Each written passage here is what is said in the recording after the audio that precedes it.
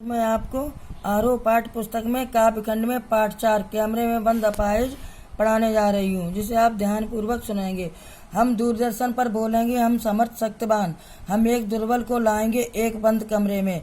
ये प्रस्तुत पद्यांश हमारी पाठ्य पुस्तक आरोह भाग 2 के काव्यखंड में संकलित कैमरे में बंद अपाहिज नामक कविता से लिया गया है। इस कविता के रचयिता श्री रघुवीर सहाय हैं। व्याख्या। कब कहते हैं कि कहने को तो दूरदर्शन हमारे सामाजिक जीवन का पहरेदार है। वह समाज में घटी प्रत्येक बुराई को दूर करने में सहायक होता है, किंतु कभी किसी कार्यक्रम में वह मानवीय मूल्यों को ताक पर रख देते हैं। दूरदर्शन दावे करता है कि हम एक निर्बल लाचार अपाहिज का साक्षात्कार प्रस्तुत कर एक सच्चे समाज सेवक का फर्ज निभाएंगे। कब कहना चाहता है कि दूरदर्शन अपने स्वार्थ में मानवीय संवेदनाओं को भी ताक पर रख देता है। अगला है पद्यखंड। उससे पूछेंगे तो आप क्या अपाहिज हैं, तो आप क्या अपाहिज हैं, आपका अपाहिजपन तो दुख देता होगा, देता है। कैमरा दिखाओ इसे बड़ा बड़ा। हाँ तो बताइए आपका दुख क्या है, जल्दी बताइए, वह दुख बताइए, बता नहीं पाएगा। प्रसंग। काव्यांश में कवि ने दृश्य संचार माध्यम पर व्यंग करते हुए कहा है कि दूरदर्शन को माध्यम बनाकर एक शारीरिक चुनौती झेल रहे व्यक्ति को बेइज्जत करने का प्रयत्न किया गया है।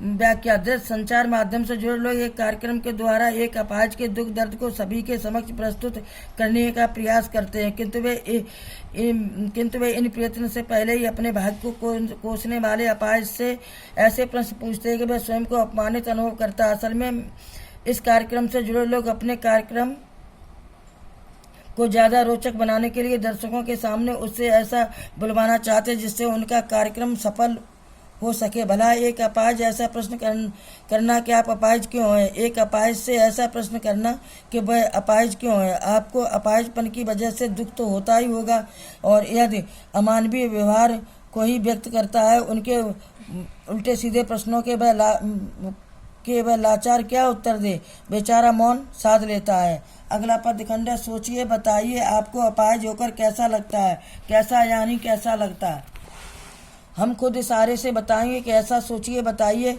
थोड़ी कोशिश करिए, यह अवसर खो देंगे। आप जानते कार्यक्रम रोचक बनाने के वास्ते हम पूछ कर उसको रुला देंगे। इंतजार करते आप भी उसके रो पड़ने का करते, यह प्रश्न पूछा नहीं जाएगा। प्रसंग। इस काव्यांश में कब कहता है कि मीडिया के लोग अपाहिज से बेतुके सवाल इस काव्यांश में कब कहता है कि मीडिया से के लोग अपाहिज से बेतुके सवाल करते हुए अपाहिज से पूछते हैं कि अपाहिज होकर आपको कैसा लगता है। यह बात सोचकर बताइए कि वह नहीं बता पाता तो वह स्वयं उत्तर देने की कोशिश करते हैं। वे इशारे करके बताते हैं कि क्या उन्हें ऐसा महसूस होता है। थोड़ा सोचकर और कोशिश करके बताइए। यदि आप इस समय नहीं बता पाएंगे तो सुनहरा अवसर खो देंगे। अपाहिज के पास इससे बढ़िया मौका नहीं हो सकता कि वह अपनी पीड़ा समाज के सामने रख सके। मीडिया वाले कहते हैं कि हमारा लक्ष्य अपने कार्यक्रम को रोचक बनाना है, और इसके लिए हम ऐसे प्रश्न पूछेंगे कि वह रोने लगेगा। वे समाज पर भी कटाक्ष करते हैं, वे भी उसके रोने का इंतजार करते हैं। यह प्रश्न दर्शकों से नहीं पूछेगा। अगला पद्यखंड। फिर हम पर्दे पर दिखलाएंगे फूली हुई आँख की एक बड़ी तस्वीर, बहुत बड़ी तस्वीर, और उसके होठों पर एक कसमसाहट भी। आशा है आप उसे उसकी अपंगता की पीड़ा मानेंगे। प्रसंग पूर्ववत। व्याख्या। टेलीविजन माध्यम से जुड़े लोग अपने कारोबारी लाभ के लिए एक दुखी अपाहिज को रुला देने का प्रयत्न करते हैं।